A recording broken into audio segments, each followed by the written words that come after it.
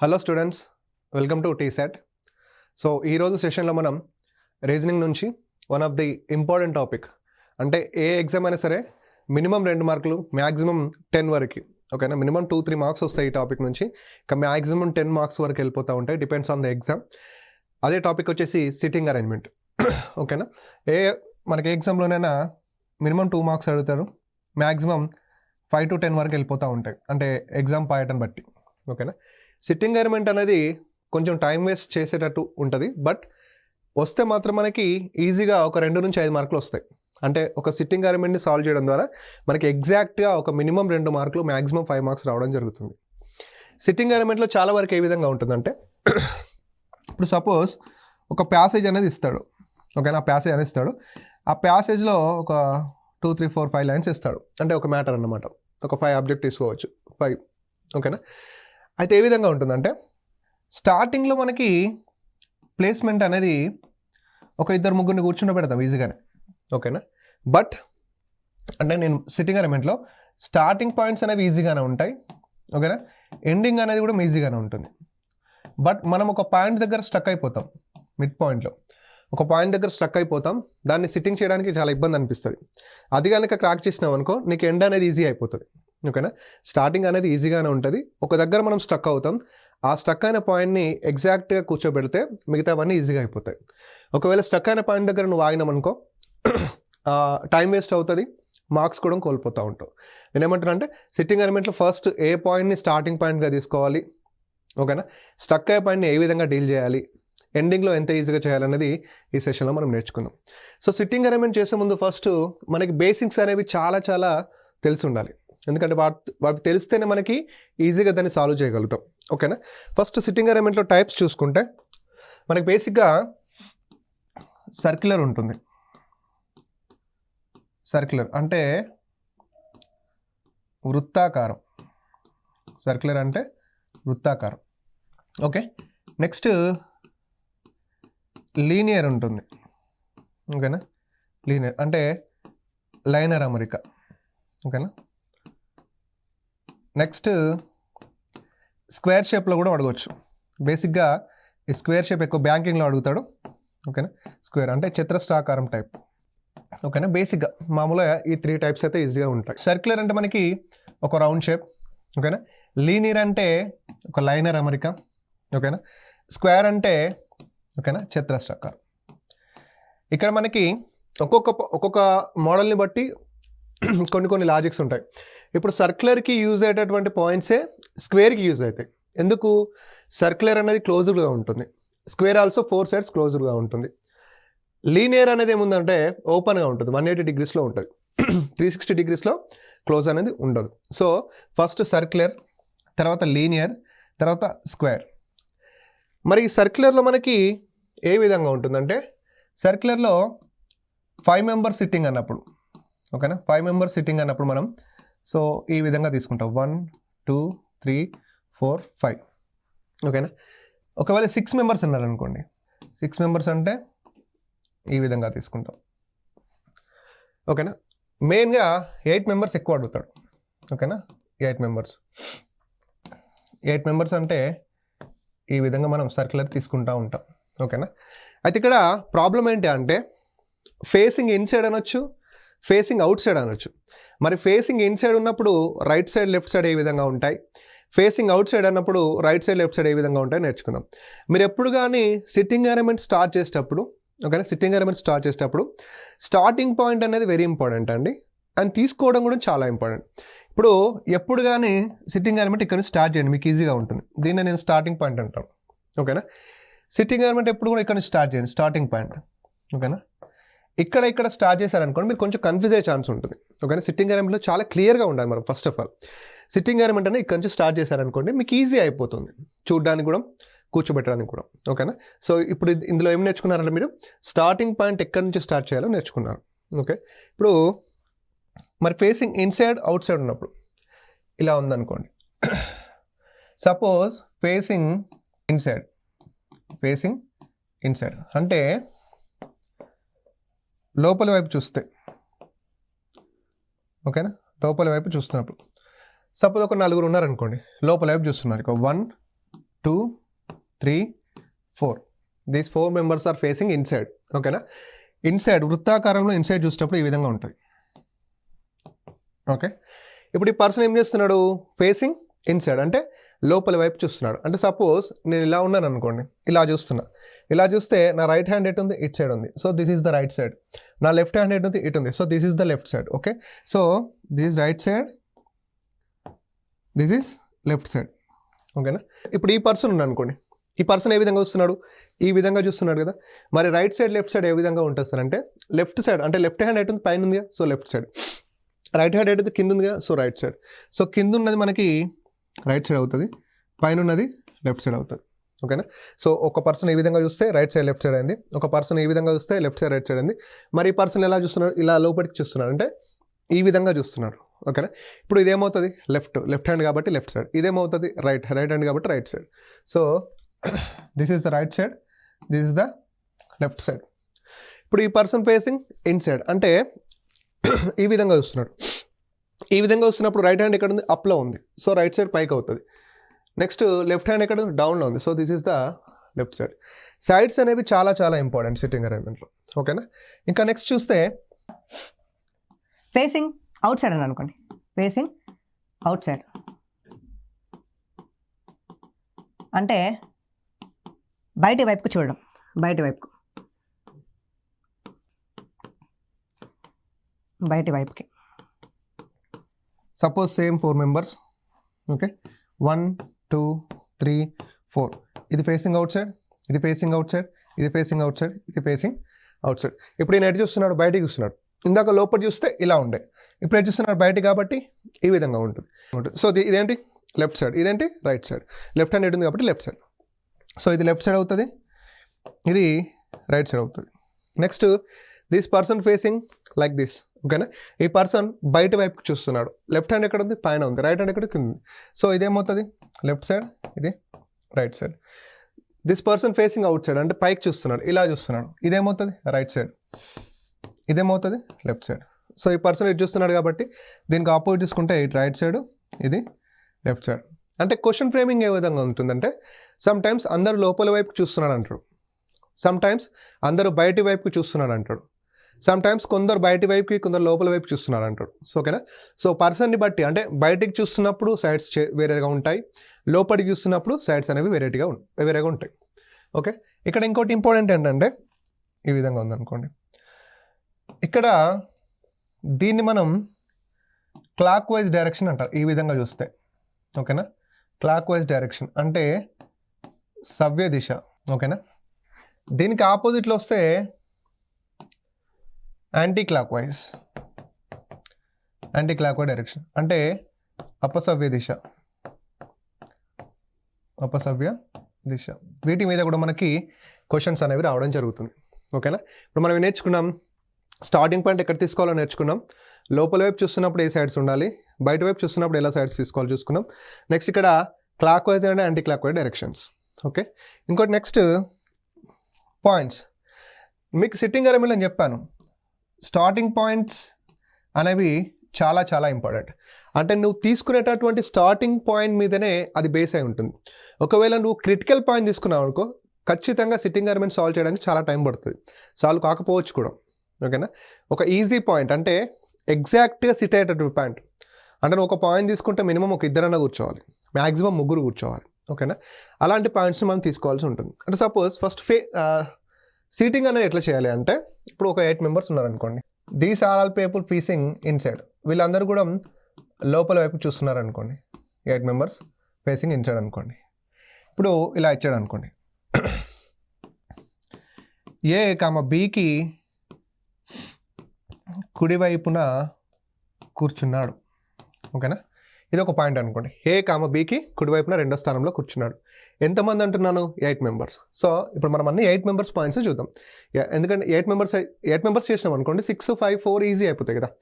So ఏ బికి కుడివైపున రెండో స్థానంలో కూర్చున్నాడు అంటే ఇలా ఉందనుకోండి, ఇలా 8 మెంబర్స్ ఉంటారు. ఓకే, ఇక్కడ ఎవరికి అంటున్నాడు? ఫస్ట్ జాగ్రత్త ఏమనండి, ఎవరికి అంటాడో 1 తీసుకోవాలి, ఏ ఎవరికి అన్నాడు? బీకి అన్నాడు కదా. సో బీని తీసుకోవాలి, బీని తీసుకొచ్చి ఇక్కడ కూర్చోబెట్టు.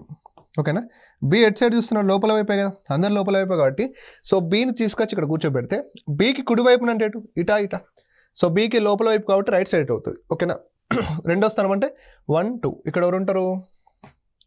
ఏ ఉంటారు. చాలామంది ఏం చేస్తారంటే ఇక్కడ నుంచి కౌంట్ చేస్తారు, ఇది 1 ఇది 2 అనుకుంటారు. అలా కాదు, ఇక్కడ బీ కూర్చున్నాడు కాబట్టి so 1 position, second position. So బీకి కుడి వైపున రెండో స్థానంలో ఏ కూర్చున్నాడు అంటే సెకండ్ టు ద రైట్. ఓకేనా, second to the right. If in case left అన్నాడు అనుకోండి, ఆర్ ఎడమ వైపు అన్నాడు అనుకోండి, బి ఇలా ఫేసింగ్ ఇన్సైడ్ కదా, ఇదేమవుతుంది లెఫ్ట్ సైడ్. సో 1 2 ఇక్కడ ఏమవుతుంది? ఏ ఇక్కడ కూర్చుంటాడు. సో ఇది సెకండ్ లెఫ్ట్ అవుతుంది, సెకండ్ రైట్, సెకండ్ లెఫ్ట్. ఇలాంటి పాయింట్తో సిట్టింగ్ అరేంజ్మెంట్ స్టార్ట్ చేయొచ్చా అంటే ఎస్, ఆబ్వియస్లీ ఇలాంటి పాయింట్తో సిట్టింగ్ అరేంజ్మెంట్ స్టార్ట్ చేయొచ్చు ఈజీగా. నెక్స్ట్ సేమ్ 8 మెంబర్స్ ఇలా ఉందనుకోండి, ఏ కామా బీకి మధ్యలో ఇద్దరు వ్యక్తులు కూర్చున్నారు. ఏ కామా బీకి ఇద్దరు వ్యక్తులు అని అనుకోవచ్చు. చూడండి 8 మెంబర్స్, ఎవరెవరికి ఏకి బీకి మధ్య ఇద్దరు వ్యక్తులు అంట. సపోజ్ ఏని ఇక్కడ పెట్టాను అనుకోండి, 1 person 2 person, ఇక్కడ బీ కూర్చున్నాను అనుకోండి, అప్పుడు ఏకి బీకి మధ్య ఇద్దరు వ్యక్తులు కూర్చున్నట్టే కదా. Yes, okay. ఇప్పుడు ఏ ఇక్కడ ఉన్నారు అనుకోండి, 1 person 2 person, నేను ఇక్కడ బీని పెట్టాను అనుకోండి, అప్పుడు కూడా ఏకి బీకి మధ్య ఇద్దరు వ్యక్తులు కూర్చున్నట్టే కదా, అంతే కదా. అంటే దీన్ని ఏమంటామంటే పాజిబిలిటీ పాయింట్ అంటాం. ఓకేనా, పాజిబిలిటీ అంటే ఎటు సైడ్ చూసినా కానీ మనకి కరెక్ట్ వచ్చేటటువంటి పాయింట్ ఇది. సో ఇలాంటి పాజిబిలిటీ పాయింట్తో ఎప్పుడు కూడా సిట్టింగ్ అరేంజ్మెంట్ స్టార్ట్ చేయొద్దు. ఇలాంటి పాజిబిలిటీ పాయింట్తో ఎప్పుడు కూడా సిట్టింగ్ అరేంజ్మెంట్ స్టార్ట్ చేయొద్దు. ఎందుకు? నీకు ఎటు చూసినా కరెక్టే కనిపిస్తుంది కదా. ఇప్పుడు ఏ బి ఇద్దరు పర్సన్స్ కూర్చున్నారు, ఏ బి ఇద్దరు పర్సన్స్ కూర్చున్నారు. సో ఇలాంటి పాయింట్తో మనం ఎప్పుడు సిట్టింగ్ అరేంజ్మెంట్ స్టార్ట్ చేయకూడదు. ఓకే, నెక్స్ట్ ఏ కామ బీకి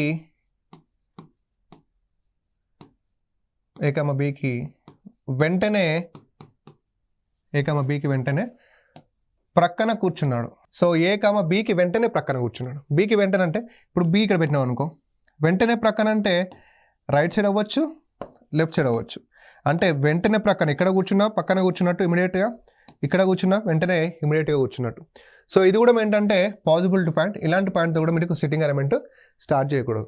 ఇఫ్ ఇన్ కేస్ వెంటనే కుడివైపున అంటే, ఓకే, వెంటనే కుడివైపు అంటే ఇది ఏమవుతుంది ఇలా, అంటే ఇమీడియట్ రైట్. ఓకే, వెంటనే ఎడమ వైపున అంటే వెంటనే ఎడమ వైపు అంటే ఇమీడియట్ లెఫ్ట్, ఇది ఇమీడియట్ లెఫ్ట్ అవుతుంది. ఓకేనా. సో ఈ విధంగా ఒకవేళ చెప్పాడు అనుకోండి, ఇమీడియట్ రైట్ అన్నాడు అనుకోండి, అప్పుడు కూర్చోబెట్టచ్చు. ఇమీడియట్ లెఫ్ట్ అన్నాడు అనుకోండి, అప్పుడు కూర్చోబెట్టచ్చు. బట్ వెంటనే ప్రక్కన అని అనుకోండి, కూర్చోబెట్టలేం. ఓకేనా, రైట్. ఇంకొక పాయింట్, ఇంపార్టెంట్ పాయింట్, అది చూడండి. ఏ కామ బీకి వెంటనే ఏ ప్రక్కన కూర్చోడు. ఓకేనా, ఏ కామ బీకి వెంటనే ఏ ప్రక్కన కూర్చోడు. అంటే ఎలా ఉంటుందంటే ఏదైనా వ్యక్తి బీకి వెంటనే ఏ ప్రక్కన కూర్చోడు. ఇప్పుడు బీ ఉన్నాడు అనుకో, ఇక్కడ బీకి వెంటనే ఏ కూర్చోడు, ఇక్కడ కూడా ఏని కూర్చోబెట్టలేం. ఇక్కడ మీరు బాగా గుర్తుపెట్టుకోండి, ఏ బీకి వెంటనే ప్రక్కన కూర్చోడు అంటే మనం ఇట్లనే ఆలోచిస్తాం. ఎలా ఆలోచిస్తామంటే ఓహో ఏ అనే వ్యక్తి బీకి వెంటనే పక్కన కూర్చోడు అని ఆలోచిస్తాం. ఇక్కడ ఇంకో పాయింట్ ఏంటంటే ఏ అనే వ్యక్తి బీకి వెంటనే పక్కన కూర్చోడు అంటే బి అనే వ్యక్తి కూడా ఏకి వెంటనే పక్కన కూర్చోడు. అంటే ఇప్పుడు సపోజ్ ఇక్కడ బి ఉన్నాడు అనుకో, ఓకే, ఇక్కడ ఏ కూర్చుంటాడా, ఇక్కడ కూర్చోడు. సపోజ్ ఇక్కడ ఏ ఉన్నాడు అనుకో, ఇక్కడ బి కూర్చుంటాడా, కూర్చోడు. అంటే ఏ పక్కన బి కూర్చోడు అంటే బి పక్కన కూడా ఏ కూర్చోడు. దీన్ని మనం నెగిటివ్ పాయింట్ అంటాం. ఓకేనా, నెగిటివ్ పాయింట్. ఎప్పుడు కూడా నెగిటివ్ పాయింట్తో స్టార్ట్ చేయకూడదు. అస్సలు స్టార్ట్ చేయకూడదు. ఈ నెగిటివ్ పాయింట్ ఎక్కడ యూజ్ అవుతుంది అంటే లాస్ట్లో మనం ఈ ట్రిక్కీ పాయింట్స్ ఉంటాయి కదా, వాటిని ఎలిమినేట్ చేయడానికి ఇది యూజ్ అవుతుంది. ఓకే, నెక్స్ట్ ఈ విధంగా అన్నాను అనుకోండి, చాలా చాలా ఇంపార్టెంట్ పాయింట్ చూడండి. ఏ కామ బీకి ఎడమ వైపున నాలుగో స్థానంలో కూర్చున్నాడు.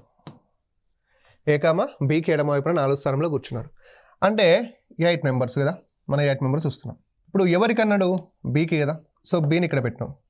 బీకి ఎటువైపు అన్నాడు? ఎడమ వైపు అన్నాడు. సో బీ ఇక్కడ ఉంటే బీకి ఎడమ వైపు పెట్టితే దిస్ సైడ్ అవుతుంది. ఓకేనా? సో 1 2 3 4 1 2 3 4 ఇక్కడ ఎవరు ఉంటారు? ఏ ఉంటారు. ఓకేనా? ఎప్పుడైనా కానీ 8 మెంబర్స్ ఉన్నప్పుడు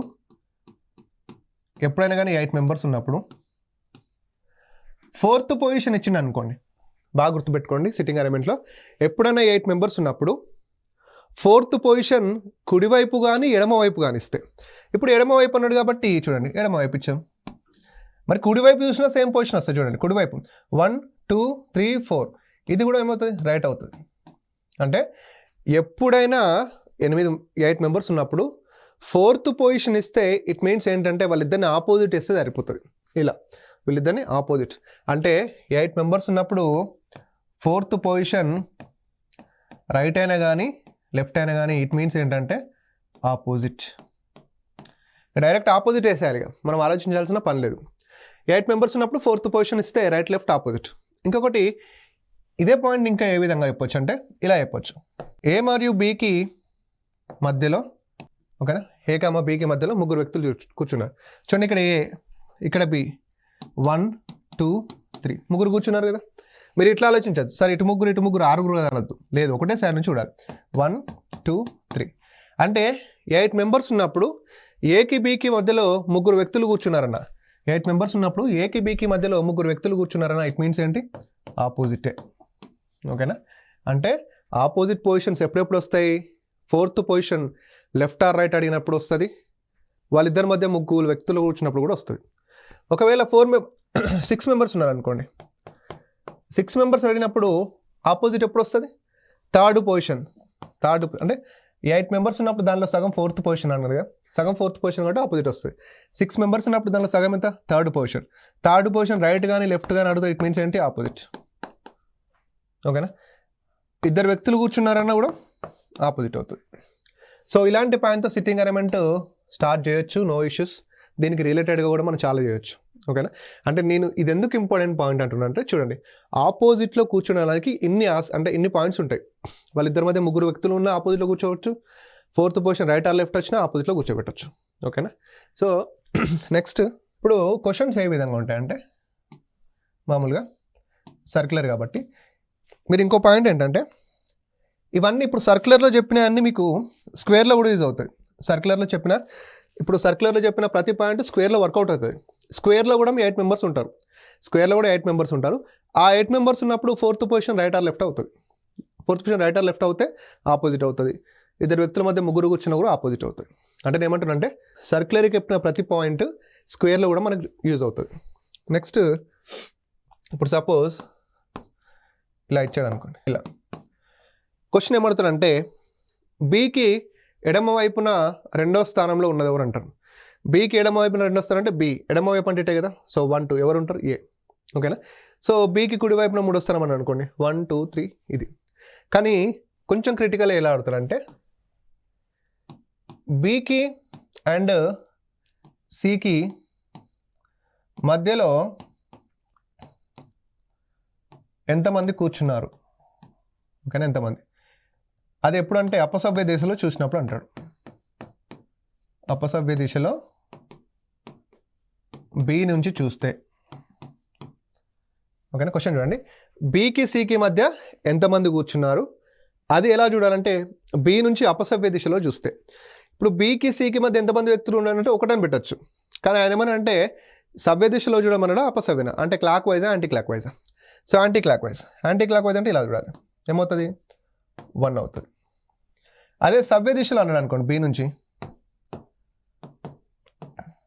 సవ్య దిశలో బి నుంచి అన్నాడు అనుకోండి, సవ్య దిశలో బి నుంచి క్లాక్ వైజ్ అంటే ఇట్లా చూడాలి. అప్పుడు ఎంతమంది? 1 2 3 4 5 6 మెంబర్స్ అవుతారు. ఓకేనా? అంటే ఎప్పుడు కానీ మనకు క్వశ్చన్స్ ఏంటంటే వాళ్ళిద్దరి మధ్య ఎంతమంది వ్యక్తులు కూర్చున్నాడు అని అడుగుతాడు. అడిగినప్పుడు దాన్ని anti clock wise clock wise అని చూడాలి ఖచ్చితంగా. ఒకవేళ చూడకపోతే అంటే అతను మెన్షన్ చేయకపోతే మనం క్లాక్ వైజ్లో చూస్తే సరిపోతుంది, లేదా అవి త్రూ ఆప్షన్ ద్వారా చూస్తే సరిపోతుంది. ఓకే, ఇదంతా సర్క్యులర్కి సంబంధించినటువంటి. ఒకవేళ లీనియర్ చూస్తే లీనియర్ ఒక లైన్ ఉంటుంది. సో 2 3 4 ఓకేనా 5 6 మెంబర్స్ ఉన్నారనుకోండి. అంటే ఇక్కడ ఫేసింగ్స్ అనేవి ఇంపార్టెంట్. అతను నార్త్ వైపు చూస్తున్నాడు అంటాడు. నార్త్ అంటే ఉత్తరం వైపు చూస్తున్నారు అన్నాడు అనుకోండి. ఉత్తరం వైపు చూడండి. సో 2, 3, 4, 5, 6. సో నార్త్ అంటే పైకి కదా, నార్త్ అంటే పైకి వస్తాడు. సో 1. సో ఈ విధంగా నార్త్కి ఉత్తరం వైపు చూసినప్పుడు ఇదేమవుతుంది, రైట్ సైడ్ అవుతుంది, ఇదేమవుతుంది లెఫ్ట్ సైడ్ అవుతుంది. ఇది రైట్ హ్యాండ్ అవుతుంది, ఓకేనా. ఇదేమవుతుంది లెఫ్ట్ హ్యాండ్ అవుతుంది, ఓకేనా. లేదు వాళ్ళందరూ సౌత్కి చూస్తున్నారు అనుకోండి. సౌత్కి అంటే దక్షిణ వైపుకి. సో దక్షిణ వైపుకి చూస్తే 2, 3, 4, 5, 7 చూద్దాం. 6, 7. సో 1, 2, 3, 4, 5, 6, 7.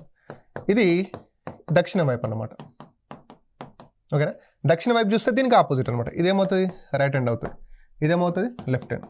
అంటే ఇది నార్త్, ఇదైతే సౌత్. లెఫ్ట్ హ్యాండ్ ఉంటుంది కాబట్టి లెఫ్ట్ హ్యాండ్, రైట్ హ్యాండ్ ఉంటుంది కాబట్టి రైట్ హ్యాండ్, ఓకేనా. ఇంకొకటి ఇక్కడ చూడండి 1, 2, 3, 4, 5, 6. ఇక్కడ ఈవెన్ ఉంది. ఇక్కడ 1, 2, 3, 4, 5, 6, 7. ఇక్కడ ఆడ్ ఉంది, ఓకేనా.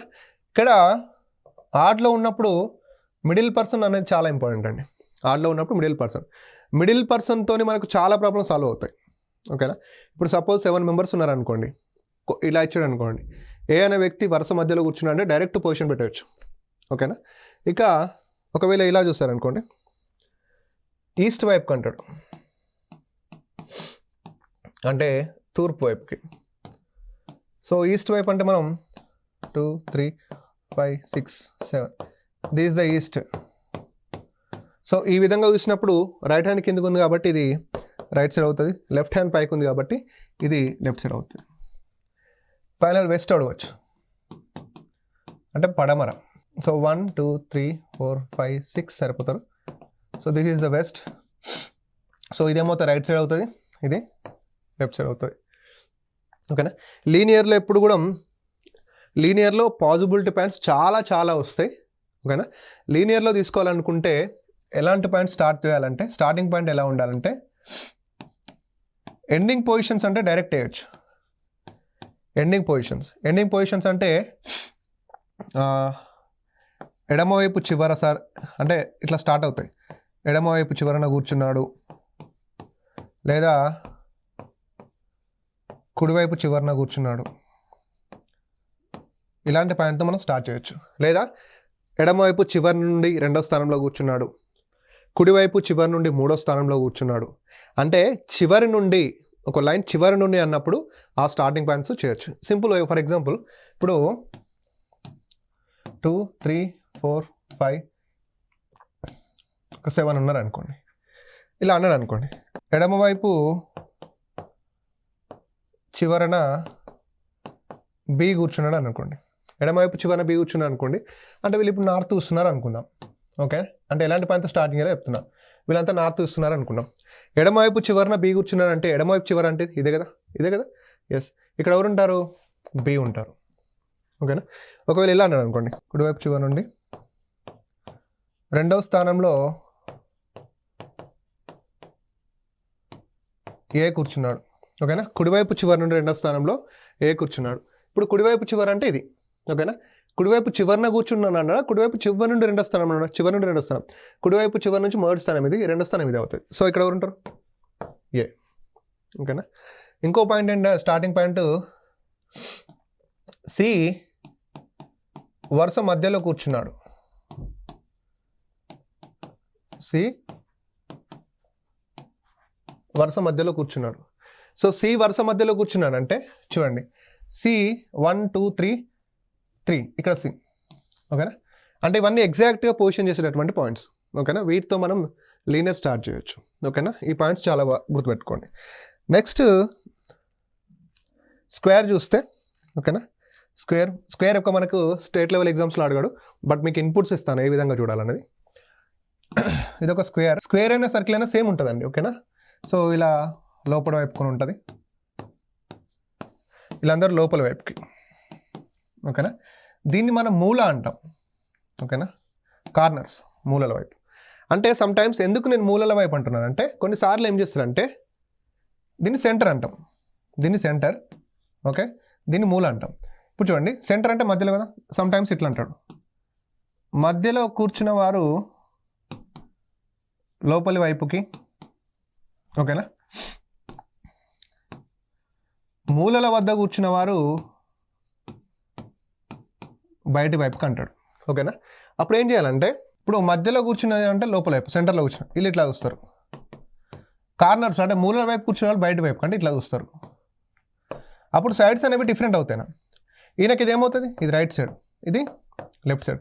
మరి ఈయన బయట వైపు చూస్తున్నాడు కదా, అంటే ఈ విధంగా చూస్తున్నాడు, ఓకేనా. ఇదేమవుతుంది లెఫ్ట్ సైడ్, ఇది రైట్ సైడ్. సో ఇది రైట్ సైడ్, ఇది లెఫ్ట్ సైడ్. సో ఈ విధంగా కన్ఫ్యూజ్ అయ్యే ఛాన్స్ ఉంటుంది, బట్ ఈజీగానే ఉంటుంది, ఓకేనా. ఇంకొక పాయింట్ ఏంటంటే, మధ్యలో కూర్చున్న వారు బయటి వైపుకి, సో మూలల వద్ద కూర్చున్న వారు లోపల వైపుకి అంటాడు, ఓకే. సో అప్పుడు మధ్యలో కూర్చున్న వారు బయట వైపుకి అంటే center all facing outside, మూలల వద్ద కూర్చున్న లోపల వైపుకి, ఓకే. అప్పుడు ఏమవుతుంది, ఈ సైడ్ ఇదేంటి, ఈయన అవుట్ సైడ్గా ఫేసింగ్ అంటే ఈ అవుట్ సైడ్, ఇది రైట్ సైడ్, ఇది లెఫ్ట్ సైడ్, ఇది రైట్ సైడ్ అవుతుంది. సో లెఫ్ట్ సైడ్, ఇది రైట్ సైడ్. అప్పుడు ఇదేమవుతుంది, ఇది లెఫ్ట్ సైడ్, ఇది రైట్ సైడ్, ఓకేనా. సిట్టింగ్ అరేంజ్మెంట్లో సర్క్యులర్లో మనం ఇక్కడ మిడ్ పాయింట్ నుంచి స్టార్టింగ్ పాయింట్ అన్నాం కదా, ఇక్కడ కూడా స్టార్టింగ్ పాయింట్ ఇదే, స్క్వేర్లో కూడా. సో ఇక్కడ కూడా స్టార్టింగ్ పాయింట్ ఇక్కడ నుంచి స్టార్ట్ చేయాలి, ఇక్కడ కూడా స్టార్టింగ్ పాయింట్ ఇక్కడ నుంచి చేయాలి. అంటే స్క్వేర్లో అయితే ఏ లాజిక్స్ అయితే వాడామో, సర్కిల్లో అయితే ఏ లాజిక్స్ అయితే వాడామో, స్క్వేర్లో కూడా సేమ్ లాజిక్స్ వాడచ్చు, ఓకేనా. So this is all about మనకి 3 మోడల్స్ అని చెప్పాను కదా. సో అన్నిటికీ బేసిక్స్ అనేవి చాలా ఇంపార్టెంట్ సిట్టింగ్ అరేంజ్మెంట్కి. సో సర్క్యులర్ కానీ, లీనియర్ కానీ, స్క్వేర్ కానీ. మనకు బేసిక్గా సర్క్యులర్, లీనియర్ నుంచి ఎక్కువ క్వశ్చన్స్ వస్తాయి, స్క్వేర్ నుంచి తక్కువ వస్తుంటాయి. స్టేట్ లెవెల్ ఎగ్జామ్స్లో లీనియర్, సర్క్యులర్ ఇస్తాడు. సో సెంటర్ అంటే బ్యాంకింగ్ లాంటి దాంట్లో స్క్వేర్ ఎక్కువ ఇస్తాడు. సో ఇవన్నీ ఇన్పుట్స్ మీరు జాగ్రత్తగా గమనిస్తే ప్రాబ్లం చేయడం ఇంపార్టెంట్ కాదు, ఇన్పుట్స్ తీసుకొని ఎలాంటి ప్రాబ్లం చేయడం అన్నది ఇంపార్టెంట్, ఓకేనా. ఇప్పుడు మనం ఈ సెషన్లో నేర్చుకున్నటువంటి ఇన్పుట్స్ అన్ని సో నెక్స్ట్ సెషన్లో ప్రాబ్లమ్స్లో యూజ్ చేద్దాం, ఓకేనా. So thank you so much.